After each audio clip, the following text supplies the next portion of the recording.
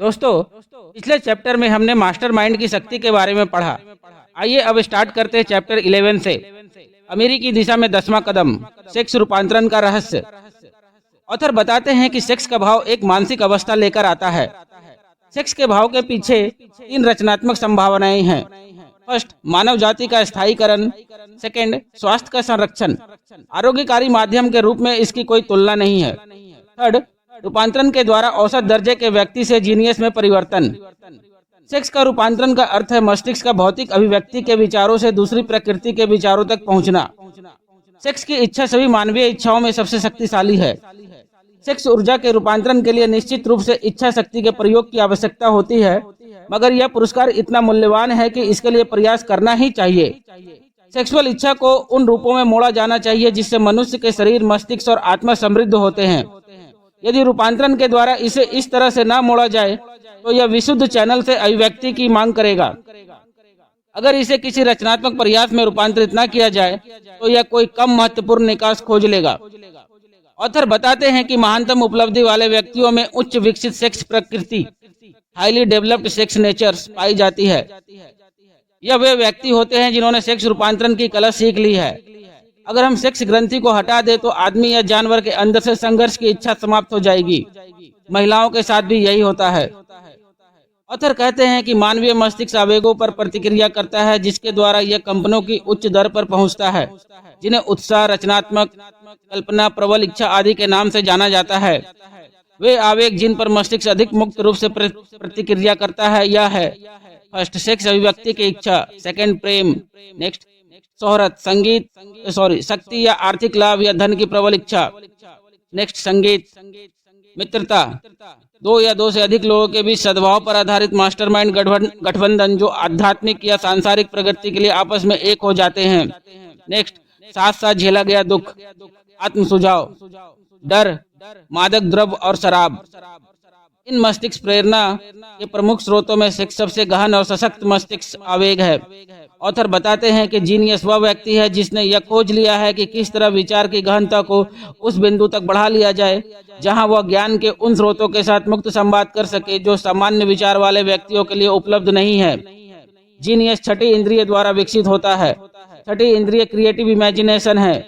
जो लोग स्वैच्छिक रूप से और इसके कार्यों की समझ के साथ इसका प्रयोग करते हैं वही जीनियस होते हैं। रचनात्मक कल्पनाशीलता की शक्ति मनुष्य के सीमाबद्ध मस्तिष्क और अनंत प्रज्ञा के बीच की एक सीधी कड़ी है। ऑथर पूछते हैं एक क्वेश्चन: आभास कहाँ से आते हैं? आंसर: जब विचार या अवधारणाएं किसी के दिमाग में कौंधते हैं, जिसे लोकप्रिय भाषा में आभास कहते हैं, तो वे निम्न स्रोतों से आते हैं। फर्स्ट, अनंत प्रज्ञा। सेकंड, अवचेतन मस्तिष्क, जहां 5 इंद्रियों द्वारा मस्तिष्क तक पहुंची गई छवियां और विचार संवेग रिकॉर्ड हैं। थर्ड, किसी अन्य व्यक्ति के मस्तिष्क से निकला गया कोई विचार। 4, किसी अन्य व्यक्ति के अवचेतन स्टोर हाउस से। इसके अलावा कोई अन्य स्रोत नहीं है आभास प्राप्त करने का। ऑथर बताते हैं कि जब मस्तिष्क की एक्शन को 10 मस्तिष्क आवेगों में से एक या एक से अधिक आवेग द्वारा प्रेरित किया जाता है तो इससे व्यक्ति पर यह प्रभाव पड़ता है कि वह सामान्य विचार के क्षितिज से ऊपर उठ जाता है। इससे व्यक्ति को वह दूरी, स्कोप और विचारों की वह गुणवत्ता हासिल हो जाती है जो निचले स्तर पर उपलब्ध नहीं थे। जैसे कि जब कोई बिजनेस या प्रोफेशनल रूटीन की समस्याओं के समाधान में संलग्न हो। विचारों के इस अधिक उच्च स्तर पर व्यक्ति किसी आवेग के द्वारा बांधा या बंधन महसूस नहीं करता, जो उस समय महसूस होते हैं जब वह 3 मूलभूत आवश्यकताओं जैसे भोजन, वस्त्र और आवास को हासिल करने की समस्याओं से जूझता है। वह विचार के एक ऐसे संसार में है जिसमें साधारण रोजमर्रा के विचार प्रभावी ढंग से हटा दिए गए हैं। जिस तरह हवाई जहाज में ऊपर उठने पर पहाड़ और घाटियों और भौतिक दृष्टि की अन्य सीमाएं हट जाती है। विचार के इस उच्चतर स्तर पर मस्तिष्क की रचनात्मक शक्ति को कार्य की स्वतंत्रता मिल जाती है। छठी इंद्रिय के काम करने के लिए रास्ता साफ हो जाता है।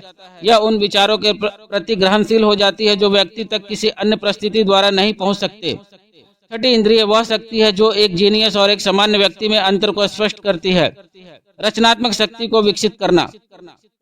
रचनात्मक शक्ति का जितना अधिक प्रयोग किया जाए यह उतनी अधिक विकसित होती है।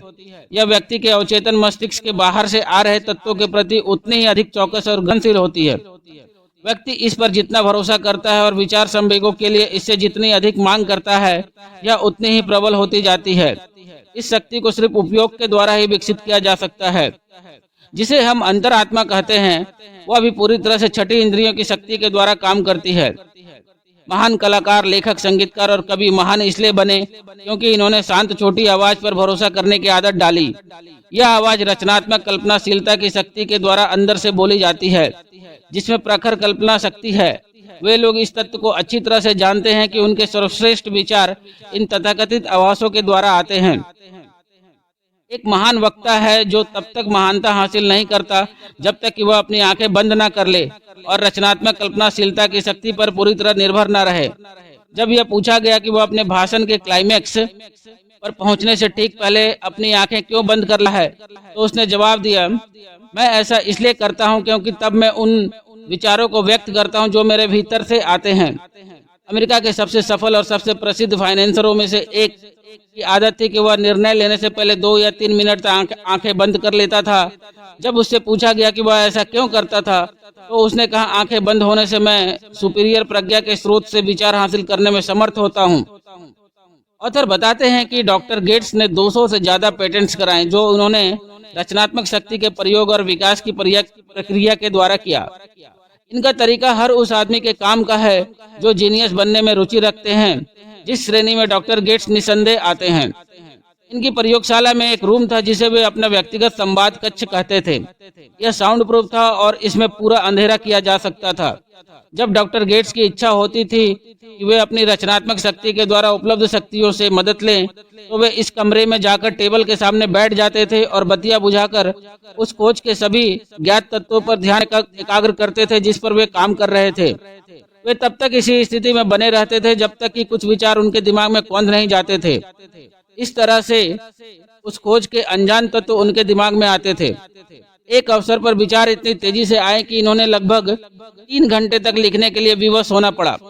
जब विचारों का आना बंद हो गया और इन्होंने अपने नोट्स देखे तो इन्होंने पाया कि उनमें उन सिद्धांतों का विस्तार से वर्णन है जिसके बारे में वैज्ञानिक जगत में ज्ञात डाटा की कोई तुलना ही नहीं थी। यही नहीं, नोट्स में इनकी समस्या का जवाब बुद्धिमत्ता पूर्वक किया गया था। ऑथर बताते हैं कि तार्किक शक्ति अक्सर गड़बड़ होती है क्योंकि यह काफी हद तक व्यक्ति के संचित अनुभव से निर्देशित होती है। अनुभव के द्वारा ज्ञात सारा ज्ञान सही नहीं होता।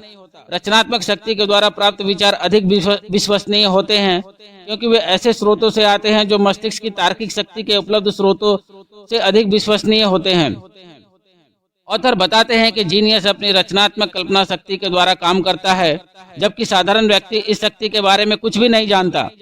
वैज्ञानिक, आविष्कारक, संश्लिष्ट और रचनात्मक दोनों ही तरह की कल्पना शक्तियों का प्रयोग कर सकते हैं।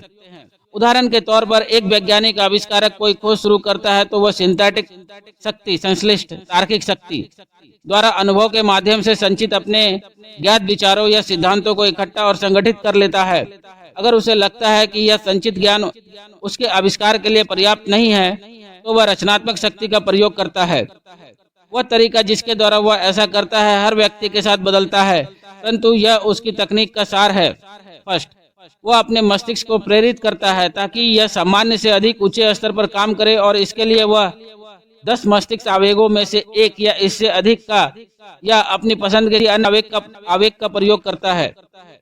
सेकंड, वो अपने आविष्कार के सभी ज्ञात तत्वों पर ध्यान एकाग्र करता है और अपने दिमाग में आविष्कार से संबंधित सभी अज्ञात तत्वों की एक पूरी तस्वीर बना लेता है। वह इस तस्वीर को अपने मस्तिष्क में रखता है जब तक कि यह अचेतन मस्तिष्क द्वारा पकड़ न ली जाए और फिर वह अपने दिमाग से सारे विचारों को साफ कर देता है और इंतजार करता है कि उत्तर उसके दिमाग में कौंध जाएगा। कई बार परिणाम निश्चित और तत्काल होते हैं, बाकी समय परिणाम नकारात्मक होते हैं, जो छठी इंद्रिय या रचनात्मक शक्ति के विकास की अवस्था पर निर्भर करता है। एडिसन ने बिजली के बल्ब को बनाने के लिए अपनी कल्पना की सिंथेटिक इमेजिनेशन के द्वारा 10,000 से अधिक विचार संयोजन किए। फिर वे क्रिएटिव इमेजिनेशन के द्वारा विश्वसनीय स्रोत से जुड़े और उन्हें अपनी समस्या का समाधान मिल गया जिससे वे बल्ब बना सके। फोनोग्राफ बनाते समय भी उनका यही अनुभव था। सेक्स की ऊर्जा हर जीनियस की रचनात्मक ऊर्जा है। ना तो कोई ऐसा महान लीडर, बिल्डर या कलाकार हुआ है, ना कभी होगा जिसमें सेक्स की प्रेरक शक्ति का अभाव हो। लेकिन इसका यह नहीं, उच्च सेक्स प्रकृति का हर आदमी जीनियस होता है।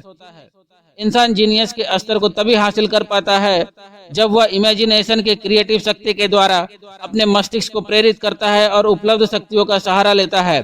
वे आवेग जो प्रेरणा देते हैं उनमें सबसे प्रमुख है सेक्स ऊर्जा। इस ऊर्जा की सिर्फ उपस्थिति ही जीनियस होने के लिए काफी नहीं है। इस ऊर्जा को शारीरिक संपर्क की इच्छा से रूपांतरित करके इच्छा और एक्शन अन्य रूप में बदलना होता है और तभी यह मनुष्य को जीनियस के स्तर तक उठा सकती है। प्रबल कामेच्छा के कारण जीनियस बनने के बजाय अधिकांश लोग अपने आप को नीचा गिरा लेते हैं और इस महान शक्ति के गलत प्रयोग और इसकी गलत समझ के कारण अपने को जानवरों के स्तर पर ले जाते हैं। ऑथर बताते हैं कि लोग अपने कार्यों में तर्क से उतना प्रभावित नहीं होते जितने की भावनाओं से। मस्तिष्क की रचनात्मक शक्ति पूरी तरह भावनाओं से संचालित होती है, ना कि तर्क से। मस्तिष्क प्रेरक आवेगों के द्वारा हम अनंत प्रज्ञा से संपर्क कर सकते हैं। अपनी इच्छा से अपने या किसी दूसरे व्यक्ति के अवचेतन मस्तिष्क के स्टोर हाउस में प्रवेश कर सकते हैं। यह जीनियस का एक तरीका होता है। ऑथर बताते हैं कि हाईली सेक्स्ड लोग सबसे अधिक प्रभावी सेल्समैन होते हैं। इसके पीछे कारण यह है कि व्यक्तित्व के जिस तत्व को व्यक्तिगत चुंबकीयता कहा जाता है वह सेक्स ऊर्जा से अधिक कुछ भी नहीं है। यह ऊर्जा दूसरों के साथ निम्न माध्यमों से पहुंचाई जा सकती है। फर्स्ट, हाथ मिलाना। हाथ का स्पर्श तत्काल चुंबकीयता की उपस्थिति या अनुपस्थिति के बारे में बता देता है। नेक्स्ट, आवाज की टोन। चुंबकीयता या सेक्स ऊर्जा वह तत्व है जिससे आवाज रंगीन या संगीतमय या आकर्षक बनती है। थर्ड, पोस्चर और शरीर की स्थिति। हाईली सेक्स लोग तेजी से और शालीनता और सहजता से चलते हैं। 4, विचार के कंपन। 5, शरीर की सजावट। जो लोग हाईली सेक्स होते हैं वे अपनी व्यक्तिगत छवि के बारे में आमतौर पर बहुत सजग रहते हैं। वे आमतौर पर इस स्टाइल के कपड़े चुनते हैं जिनसे इनका व्यक्तित्व, शरीर, रंग आकर्षक बने। ऑथर बताते हैं कि सेल्समैनों को काम पर रखते समय अधिक सक्षम सेल्स मैनेजर सबसे पहले जिस गुण को देखता है वह है व्यक्तिगत चुंबकीयता, जो सेल्समैन की पहली आवश्यकता है। जिन लोगों में सेक्स ऊर्जा कम होती है वे कभी उत्साहित नहीं हो पाएंगे या दूसरों को उत्साहित नहीं कर पाएंगे, और उत्साह सेल्समैनशिप की सबसे महत्वपूर्ण शर्तों में से एक है, चाहे व्यक्ति कुछ भी बेच रहा हो। जो सेल्समैन यह जानता है कि किस तरह अपने दिमाग को सेक्स के विषय से दूर हटाया जाए और इसे सेल्स प्रयास में लगाया जाए, और इस काम को उतने ही उत्साह और संकल्प से किया जाए जितना कि वह इसके मौलिक लक्ष्य में लगाता, उस सेल्समैन ने सेक्स रूपांतरण की कला हासिल कर ली है, भले ही वह इस बात को जानता हो या ना जानता हो। सेक्स ऊर्जा के रूपांतरण के लिए अधिक इच्छा शक्ति की जरूरत होती है और आम आदमी इतनी इच्छा शक्ति जुटाने की परवाह नहीं करता। जिन लोगों को इन रूपांतरण के लिए पर्याप्त इच्छा शक्ति जुटाना कठिन लगता है वे इस योग्यता को धीरे धीरे हासिल कर सकते हैं। इनमें हासिल इच्छा शक्ति की आवश्यकता होती है, मगर इसके पुरस्कार प्रयासों से अधिक मिलते हैं। ऑथर बताते हैं कि औसत आदमी की महानतम रचनात्मक क्षमता की उम्र 40 और 60 के बीच होती है। 30 और 40 के बीच की उम्र में आदमी सेक्स रूपांतरण की कला को समझना शुरू करता है। अगर वह कभी सीखता है तो उसे दिख सकता है कि उसकी उपलब्धियों की शक्तियां 35 से 40 साल के आसपास बढ़ गई है, परंतु अधिकांश प्रकरणों में वह इस परिवर्तन के बारे में नहीं जानता। प्रकृति 30 और 40 के बीच की उम्र में व्यक्ति में प्रेम और सेक्स के भावों में संयोजन शुरू कर देती है ताकि वह इन महान शक्तियों से मदद हासिल कर सके और उन्हें इकट्ठे कर्म के लिए प्रेरणा के रूप में उपयोग में ला सके। ऑथर बताते हैं कि जब प्रेम का भाव सेक्स के भाव के साथ जुड़ जाता है तो परिणाम होता है उद्देश्य की शांति, संतुलन, न्याय की सटीकता। जब कोई पुरुष किसी महिला को खुश करने के लिए सिर्फ सेक्स के उद्देश्य से ही संचालित होता है तो वह चोरी कर सकता है, धोखा दे सकता है और किसी की हत्या तक कर सकता है। मगर जब सेक्स के भाव में प्रेम का भाव मिश्रित हो जाता है तो यही आदमी अपने कार्यों को अधिक बुद्धिमानी, संतुलन और तर्कपूर्ण ढंग से करेगा। प्रेम, रोमांस और सेक्स, यह सभी भाव इंसान को महान उपलब्धि की ऊंचाइयों तक ले जाने में समर्थ हैं। प्रेम वह भाव है जो सेफ्टी वाल्व का काम करता है और संतुलन और रचनात्मक प्रयास सुनिश्चित करता है। जब ये तीनों भाव मिल जाते हैं तो व्यक्ति जीनियस की ऊंचाइयों को छू लेता है। ऑथर कहते हैं कि भाव मस्तिष्क की अवस्थाएं हैं। प्रकृति ने मनुष्य को मस्तिष्क की एक केमिस्ट्री प्रदान की है जो वैसा ही काम करता है जैसा पदार्थ की केमिस्ट्री के सिद्धांत। जैसे पदार्थ की केमिस्ट्री की मदद से कोई केमिस्ट कुछ तत्वों को मिलाकर जहर बना ले जिनमें से एक भी तत्व सही मात्रा में नुकसानदायक ना हो, भावनाएं भी इसी तरह से मिलकर जहर बनती हैं। सेक्स और ईर्ष्या जब आपस में मिलते हैं तो इंसान एक पागल जानवर बन जाता है। जीनियस की राह में सेक्स, प्रेम और रोमांस का विकास, नियंत्रण और प्रयोग शामिल है। इन भावनाओं की उपस्थिति को अपने मस्तिष्क में प्रबल विचारों के रूप में प्रोत्साहित करें और बाकी सभी विनाशकारी भावों को हतोत्साहित करें। मस्तिष्क आदत कम होता है, यह उन प्रबल विचारों के अनुसार काम करता है जो इसे दिए जाते हैं। इच्छा शक्ति के द्वारा इंसान किसी भाव की उपस्थिति को हतोत्साहित कर सकता है और किसी अन्य भाव की उपस्थिति को प्रोत्साहित कर सकता है। इच्छा शक्ति के द्वारा मस्तिष्क का नियंत्रण कठिन नहीं है। नियंत्रण लगन और आदत से आता है। नियंत्रण का रहस्य रूपांतरण की प्रक्रिया को समझने में निहित है। जब कोई नकारात्मक भाव किसी के दिमाग में आता है तो यह सकारात्मक या रचनात्मक भाव में रूपांतरित किया जा सकता है और इसका आसान तरीका है अपने विचारों को बदल लेना। स्वैच्छिक आत्म प्रयास के अलावा जीनियस की मंजिल तक पहुंचने के लिए कोई अन्य राह नहीं है। कोई इंसान केवल सेक्स ऊर्जा की प्रेरक शक्ति के द्वारा आर्थिक या व्यावसायिक उपलब्धि की महान ऊंचाइयों को हासिल कर सकता है। ऑथर कहते हैं कि अपने कल को याद करिए और अपने मस्तिष्क को बीते हुए प्रेम की सुंदर यादों में ले जाइए। यह वर्तमान चिंताओं के तनावों के प्रभाव को मंद कर देगा। यह हमको जीवन की अप्रिय वास्तविकताओं से मुक्ति का स्रोत प्रदान करेगा और हो सकता है कि विचरण के दौरान हमारा मस्तिष्क हमको ऐसा विचार प्रदान कर दे जो हमारे जीवन का पूरा आर्थिक या आध्यात्मिक स्टेटस बदल दे। ऑथर बताते हैं कि प्रेम अपनी इच्छा से आता है और बिना चेतावनी दिए चला जाता है। जब तक यह मौजूद है तब तक इसे स्वीकार करें और इसका आनंद ले, मगर इसके जाने के बाद इस बारे में चिंता करके समय बर्बाद ना करें। हमारे चिंता करने से यह वापस नहीं आ जाएगा। इस विचार को भी दिल से निकाल दे कि प्रेम सिर्फ एक बार ही आता है। प्रेम अनंत बार आ सकता है और जा सकता है, मगर कोई भी दो प्रेम अनुभव एक से नहीं होते। ऐसा हो सकता है कि एक प्रेम अनुभव दिल पर बाकी से अधिक गहरा हो। हालांकि सभी प्रेम अनुभव लाभदायक हैं, मगर उस व्यक्ति के लिए नहीं जो प्रेम के जाने के बाद नफरत या विक्षोभ की आग में जलने लगे। प्रेम और सेक्स में महत्वपूर्ण अंतर है। प्रेम आध्यात्मिक है जबकि सेक्स जीव वैज्ञानिक है। कोई भी अनुभव जो मानवीय हृदय को आध्यात्मिक शक्ति से स्पर्श करता है नुकसानदायक नहीं हो सकता, सिवाय इसके कि वह अज्ञान या ईर्ष्या से ग्रस्त हो। प्रेम व्यक्ति को अनंत प्रज्ञा के संपर्क में लाता है। जब यह रोमांस और सेक्स के भाव से मिश्रित हो जाता है तो यह व्यक्ति को रचनात्मक प्रयास की सीढ़ी पर बहुत ऊपर ले जा सकता है। प्रेम, सेक्स और रोमांस के भाव उपलब्धि निर्माता जीनियस के शाश्वत त्रिकोण के पहलू हैं। जब रोमांस का भाव प्रेम और सेक्स के साथ जुड़ जाता है तो मनुष्य के सीमाबद्ध मस्तिष्क और अनंत प्रज्ञा के बीच की बाधाएं हट जाती है। तब एक जीनियस पैदा होता है। अंत में ऑथर बताते हैं कि पुरुष की सबसे महान प्रेरक शक्ति है महिला को प्रसन्न करने की उसकी इच्छा।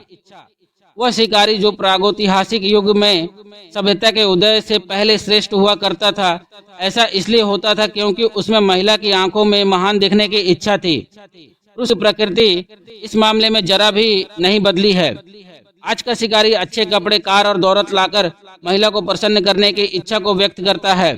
वे पुरुष जो ढेर सारी दौलत जमा करते हैं और शक्ति और शोहरत की महान ऊंचाइयों को हासिल करते हैं, ऐसा प्रमुख तौर पर महिलाओं को प्रसन्न करने की इच्छा से प्रेरित होकर ही करते हैं। पुरुष की महिला को प्रसन्न करने की इसी अंतर्भूत इच्छा के कारण ही महिला को यह शक्ति मिलती है कि वह पुरुष को बना भी सकती है या मिटा भी सकती है।